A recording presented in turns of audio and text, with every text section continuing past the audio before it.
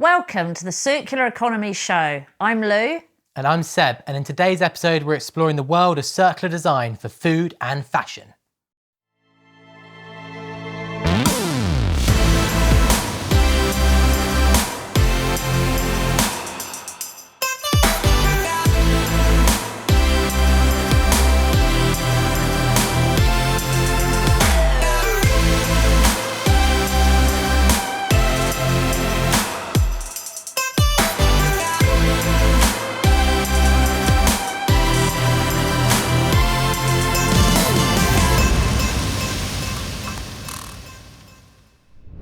Well, it's good to have you back in the hot seat, Sebo. Thank you, Lou, and I know we've had rave reviews of our October episode, so we've got a lot to live up to this month. Yeah, try not to buckle under the pressure, my friend.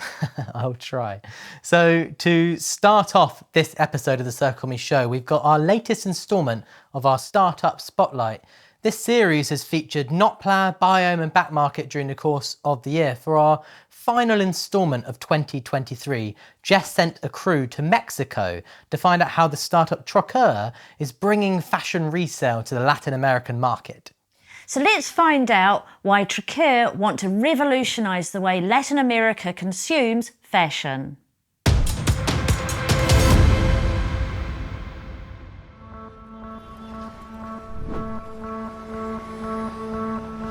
Troquer is Latin America's leading resale marketplace for authentic, quality fashion items. Well, imagine, 2013. I remember people saying, "What are you talking about?" Telling Itzy and I, "You're crazy. This is not gonna work." So you're planning on selling clothes online when everybody's buying plane tickets and cinema tickets or movie tickets, theater tickets. And we were saying, no, we want to sell clothing.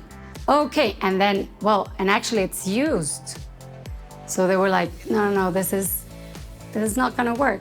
We've been building Troquer ever since, really trying to create a new and innovative experience for selling and buying clothing digitally.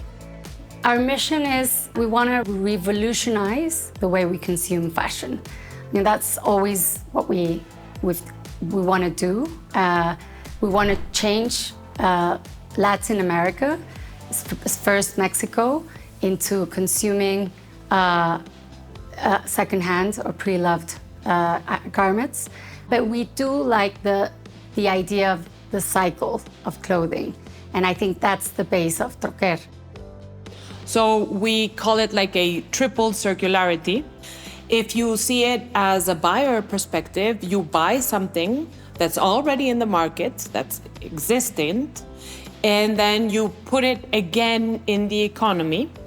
And if you see it as a item journey, you would see that the item comes into the economy, out of the economy, into the economy, out of the economy continuously. And so you're really reusing items, making them, changing patterns of consumption, making people buy more consciously, and then also sellers, instead of throwing away, they're monetizing their items. So Troquer are now successfully circulating fashion items in and out of the economy. But how did they face the challenges to kickstart this new venture? We bootstrapped in the beginning. We financed ourselves, and then we received grants. We found angel investors, we got them in. We really did the numbers to see what the size of the opportunity was, and if it was attractive enough, we would open the business. And then, it all kept on coming. So in the surveys that we did, we had 90% acceptance of the product. So we said, this is a must.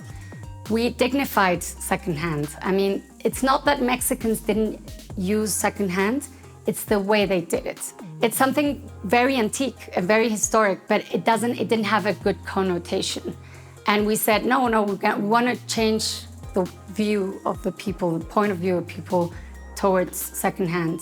And so imagine culturally, I think we've gone tons of years ahead. Troquer has recently opened up a pop-up at the largest department store in the country, which is called El Puerto de Liverpool. But why does the startup also want to appeal to customers offline? It's important for our customers to touch the item, see the item, and experience whatever is the emotion that they feel whenever they try it on, right? So by opening this pop-up, we have done pop-ups in our history, but individually, by ourselves. And opening with the biggest retailer TAM's the biggest market in Mexico is something really was changing, industry. It's an industry changer because it breaks the traditional cycle of production and of fashion. So it really tells whichever other producer that secondhand is here to come.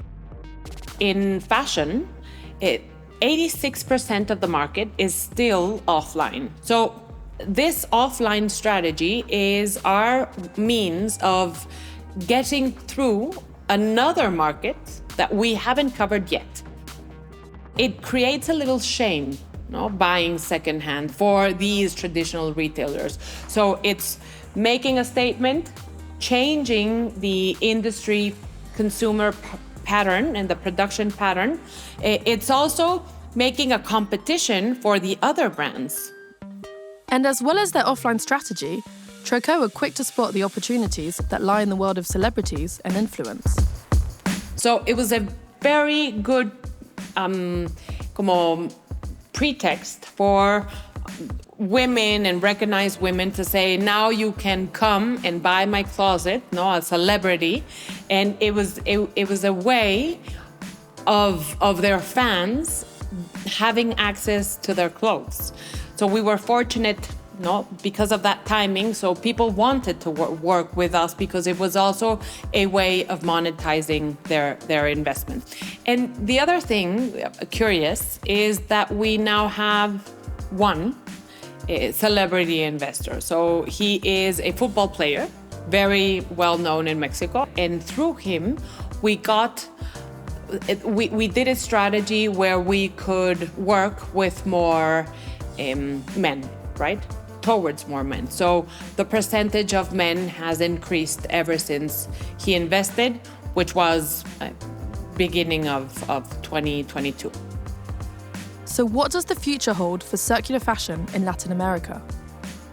So it's a declaration where brands have to now be open to introduce maybe circularity into their own business models. We've gone along a long way of making people change, educating people, and now I think it's the starting, at last it's starting here in Mexico. So we do see that there's a lot of potential still in Mexico in general. And of course we see that we need to expand further on.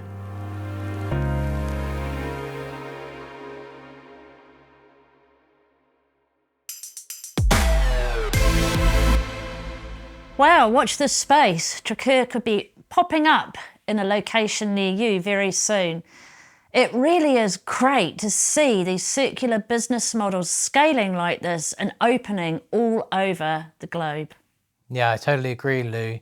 So next up, from the way in which these luxury items are being resold to how are they designed in the first place. We visited Patrick McDowell in London, a luxury fashion designer who says that the fashion industry needs a radical transformation from the way in which products are designed, including the materials they're used, to the way in which they are used and the system that they sit within. Let's take a look.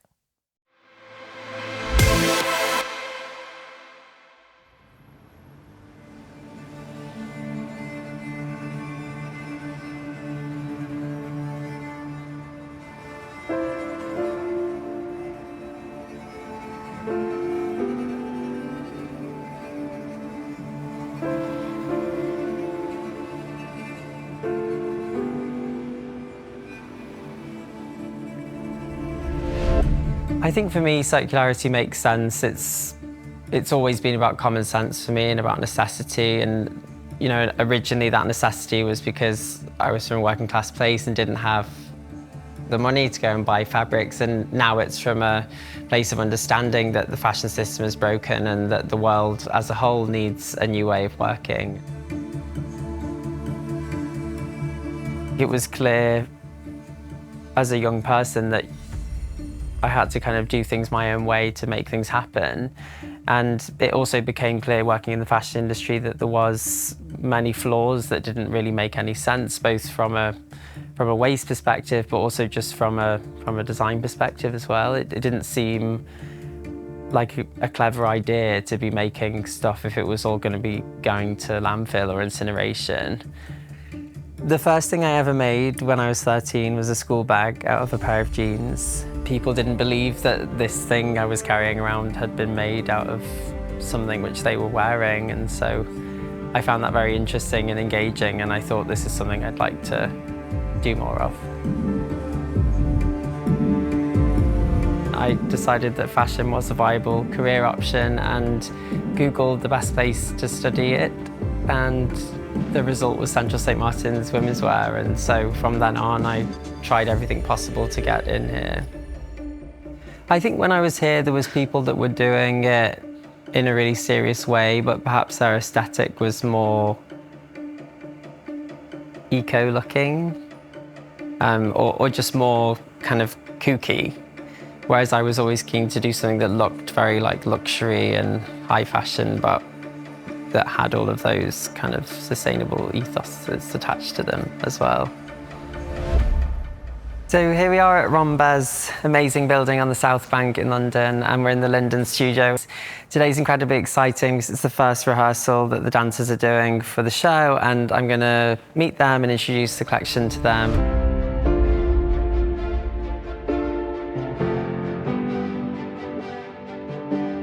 We started with Burberry, using like old Burberry material, so it was very much like from the very beginning it was always about like what do you want to make, and then what have you got, and then what can you make from that. But because you kind of go through, it's almost like if you like imagine if you like planned a dance once or planned it twice, you're like second time you think of things more that are more interesting, and that's kind of what happens because we design it and plan what we want and then look at what we've got and kind of design it again, and it usually makes it better.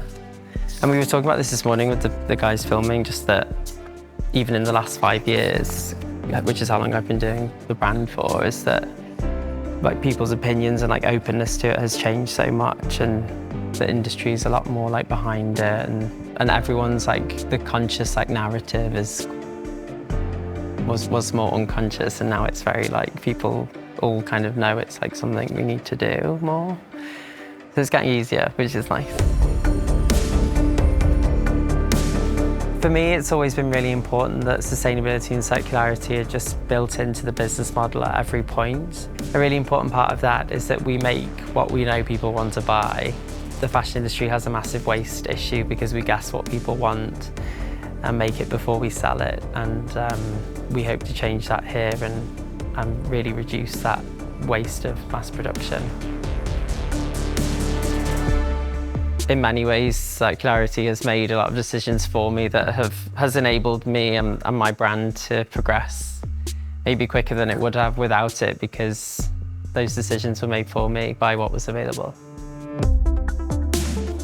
We offer redesign, repair and restoration on our pieces. So if you've had it for a certain amount of time and you decide you'd like to reinvent it for yourself or a relative or a friend, we can do that for you. We can also fix it. We can also recommend where to have it cleaned. We think it's really important to stay in touch with the people and with the pieces and try to keep that connection throughout their lifetime so we can continue to offer the right service for them at the right time. For this collection, we've worked with Rombe, the dance company. It's one of London's oldest dance companies, and we started with their 100-year-old archive. And we were really inspired by so many of the pieces that we found there. We decided it would be a great decision to base this collection on them and to work with the archive, the dancers, and also their outreach program called Future Movements to create a holistic, sustainable and circular project. when we were in the archive, some of the pieces that I really liked were from this piece called A Tragedy of Fashion, which was the first piece Rambert ever performed in 1926. And obviously that's like the irony of that title with me being a fashion designer it then became quite a focal point. And the story of that piece is about, I don't know if you guys know this, but the story was about a dressmaker who's really upset by a bad dress he designed, so he kills himself with his shears.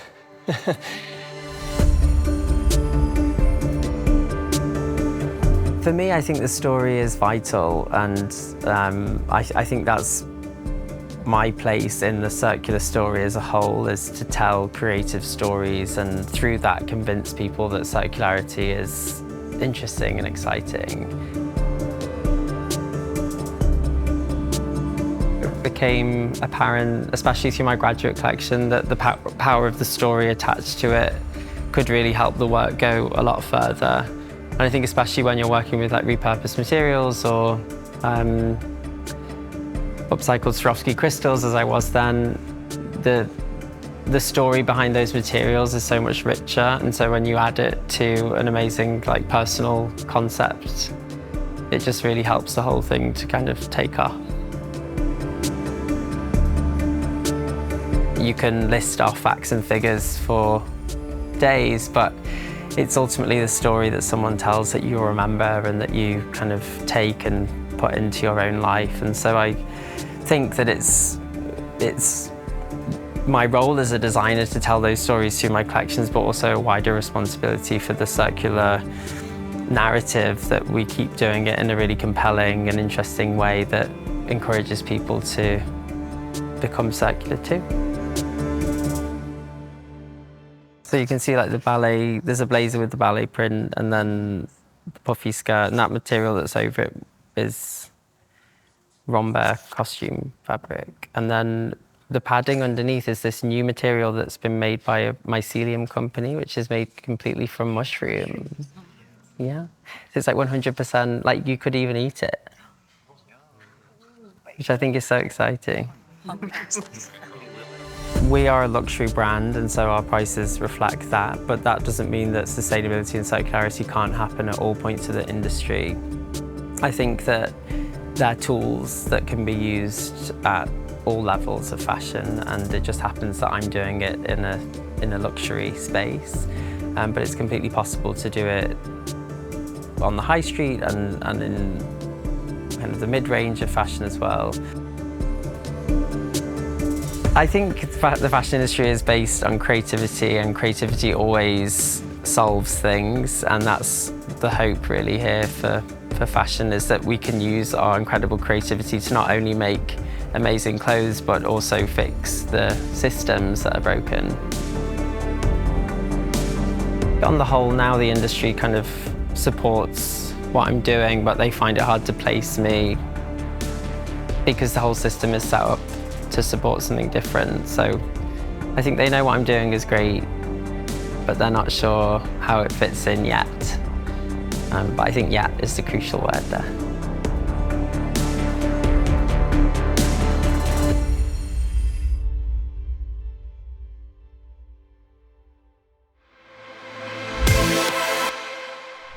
What a neat day. Patrick's fast becoming one of the fashion industry's most respected and leading voices on the importance of circular design.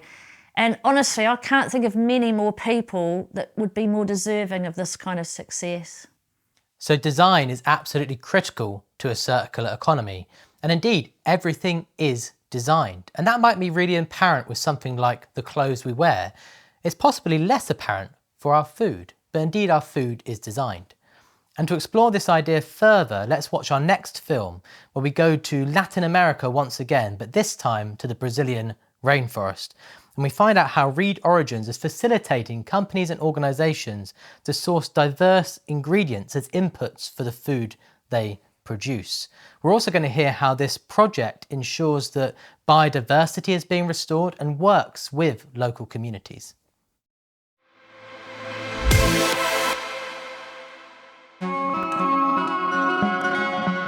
Circular design for food is about creating food products in a way that helps nature thrive. In Brazil, some organizations have found a way of entering the rainforest and bringing out the best of its diversity. They create unique products using diverse ingredients while keeping the trees standing and preserving the forest. Conectar os povos da floresta com a cidade através de mercados éticos e diferenciados é fundamental para que a gente possa promover sistemas alimentares positivos. A gente gosta muito de falar que para soluções de problemas complexos, a gente precisa realmente de soluções em rede, soluções em cadeia. Um risoto com 15 espécies de cogumelos, ainda cultivados por povos indígenas, vai ser incrível. Qual é esse novo modelo de relação comercial na Amazônia para os produtos da sociobiodiversidade? A nossa atuação na floresta e a busca por novos ingredientes faz realmente com que a empresa olhe para um cenário em que a cadeia alimentar tem um papel muito positivo para a natureza.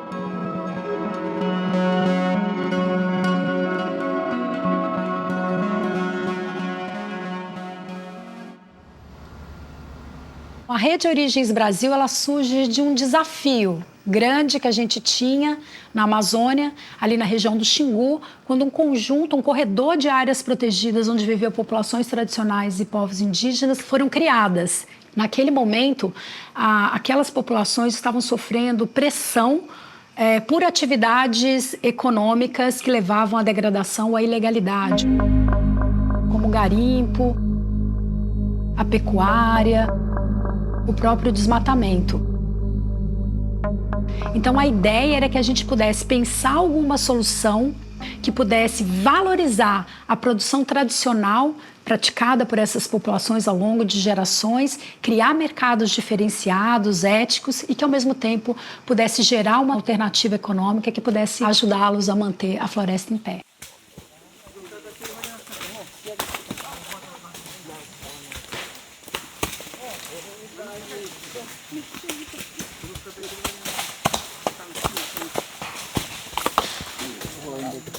O papel do Origens Brasil é fazer essa intermediação entre a ponta. A gente identifica a oferta, identifica a demanda das empresas e a gente tenta fazer um match.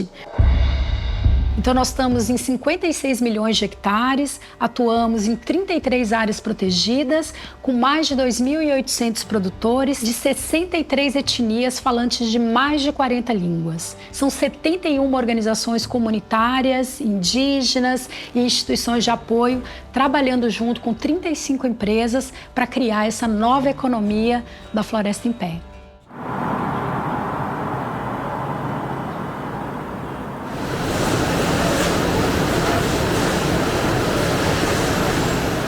Em 2010, nós lançamos um pão chamado Castanha do Pará e Quinoa, que acabou se tornando um dos pães especiais mais vendidos do Brasil. E, consequentemente, a gente acabou virando um grande comprador de castanhas. Em 2016, o Imaflora nos abordou, contando um pouquinho da ideia da Rede Origens, e desde 2016 nós já compramos 865 toneladas das regiões protegidas, das regiões que fazem parte da Rede Origens Brasil. Comprar ingredientes de vários biomas brasileiros faz parte da nossa estratégia. Então, quando a Mãe Terra está ali escolhendo um produtor que está favorecendo o ingrediente da biodiversidade brasileira, a gente sabe que aquilo é muito mais forte, que isso tem um impacto muito maior. O rito com cogumelo Yanomami é um arroz especial para risoto, que ele tem, além de ter vários grãos, tem painço, tem chia, tem várias coisas que deixam ele mais nutritivo. Ele tem o que é mais especial, que são 15 espécies de cogumelo Yanomami.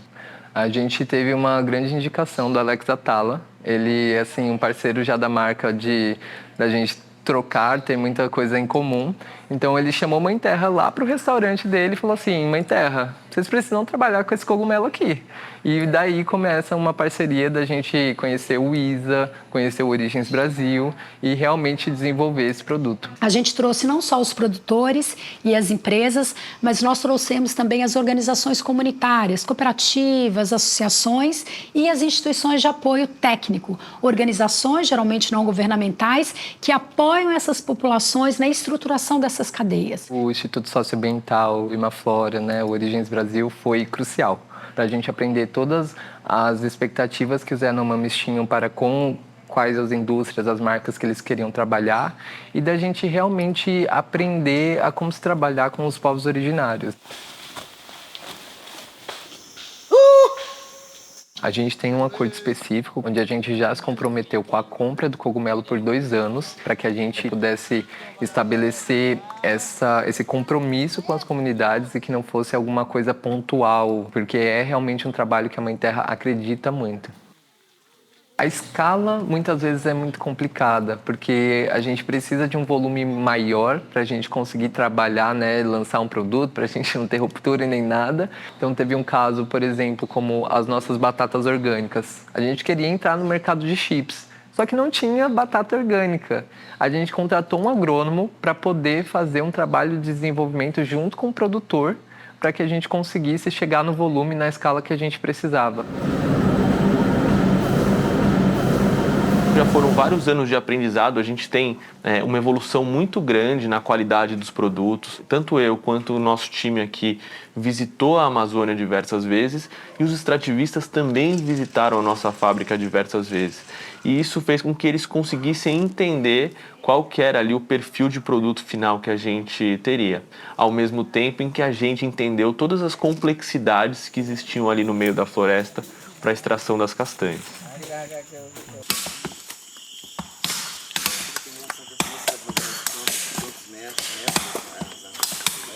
Quando a gente aproximou a Wikibold, a gente percebeu que seria um desafio a gente conseguir organizar e ofertar o volume que a empresa precisava.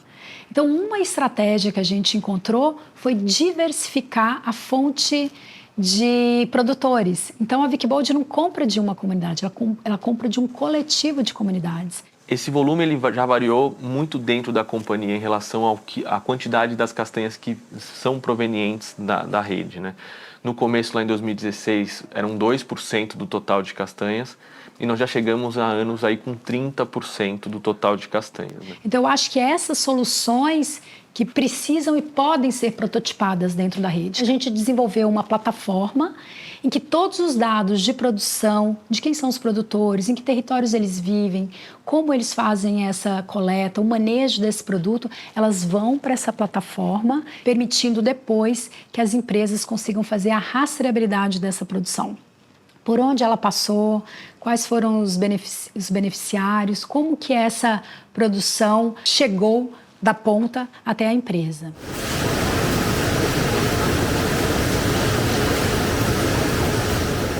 Tem 2 pontos muito importantes para a utilização de produtos da biodiversidade brasileira. O primeiro é a potência nutricional. A castanha é um produto muito rico em selênio, então tem uma fonte de diversas vitaminas, e isso é importante para quem consome nosso produto. O segundo ponto, que é muito relevante, é que ao comprar as castanhas da floresta e pagar uma renda justa para esses extrativistas, a gente incentiva a permanência dos mesmos no meio da floresta. E quando eles permanecem na floresta, eles acabam inibindo a ação de madeireiros, de grileiros ilegais e acabam fazendo aí com que a gente consiga manter a floresta em pé.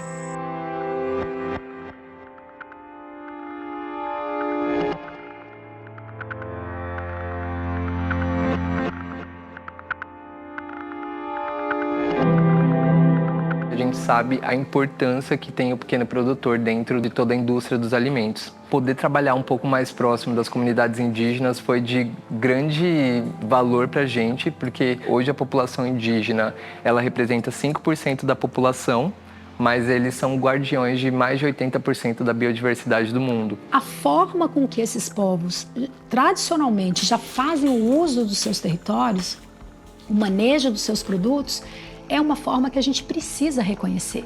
A gente não precisa vir com normas globais para avaliar e para dizer que eles estão conservando a floresta. A gente precisa de partir de um sistema que já reconheça esse importante papel desses povos como guardião da floresta em pé. A gente já vê um movimento muito forte das instituições financeiras oferecendo créditos mais baratos para empresas que tenham boas práticas ambientais, sociais e de governança. Se os empresários não entenderem que sim tem um papel social, que se movimentem por inteligência, porque os negócios eles vão pedir essa mudança radical nos próximos anos. Socioambiental se escreve junto porque você não faz um alimento sem pensar em quem está produzindo ou quem vai consumir, sem pensar no impacto que aquilo vai ter para o meio ambiente. As parcerias comerciais diferenciadas entre empresas e comunidade, ou seja, esses novos modelos de negócio que mantêm a floresta em pé, ela é chave para a distribuição de renda,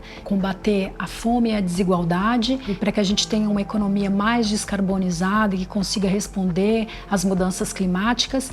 E ela é chave para a gente reconhecer esse passivo histórico, né, do papel importantíssimo desses povos para a manutenção desse saber e da floresta em pé.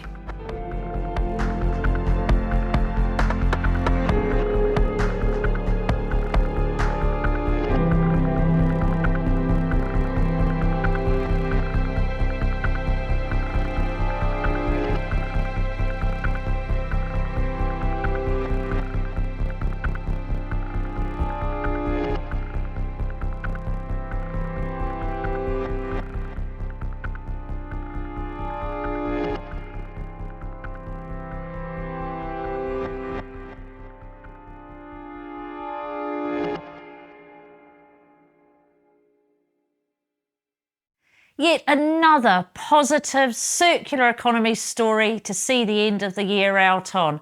But just when you may have been terrified that it was all over, fear not, friends, there's more. That's right, Lou. We've got a bonus episode of the Circular Economy Show. It's focused on plastics, and we're going to be getting an update on the latest round of global plastics treaty negotiations from INC3 in Kenya. We'll be hearing about the reuse revolution, and we'll be hearing how 5 years into the new plastics economy global commitment, what progress has been made and what is there left to do. So join us next time. Thank you so much for joining us today. We'll see you soon. And don't forget to subscribe to the Ellen MacArthur Foundation's digital channels to get all of our latest content on the circular economy.